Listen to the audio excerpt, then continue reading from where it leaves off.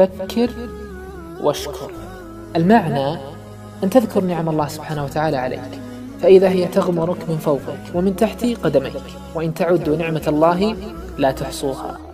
صحة في بدن، أمن في وطن، غذاء وكساء وهواء وماء، لديك الدنيا وأنت ما تشعر، تملك الحياة وأنت لا تعلم، وأسبغ عليكم نعمه ظاهرة وباطنة. عندك عينان ولسان وشفتان ويدان ورجلان. هل هي مسألة سهلة أن تمشي على قدميك وقد بترت أقدام، وأن تعتمد على ساقيك وقد قطعت سوق؟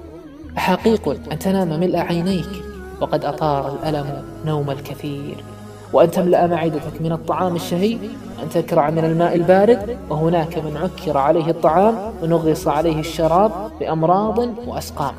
تفكر في سمعك وقد عفيت من الصمم، تأمل في نظرك وقد سلمت من العمى، منظر إلى جلدك وقد نجوت من البرص والجذام وسائر الأمراض.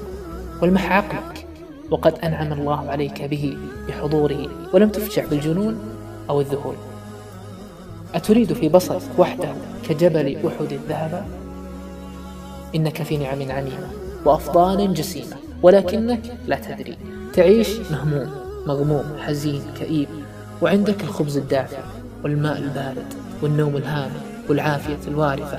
تتفكر في المفقود ولا تشكر الموجود، تنزعج من خسارة مالية وعندك مفتاح السعادة وقناطير مقنطرة من الخير والمواهب والنعم والأشياء. فكر واشكر وفي أنفسكم أفلا تبصرون.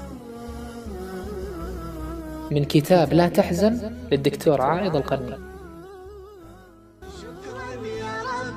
شكرا هديت قلبي، شكرا نورت دربي، شكرا شكرا يا رب، يا منزل القرآن، يا خالق الإنسان، يا رب يا رحمن. شكرا يا رب، شكرا يا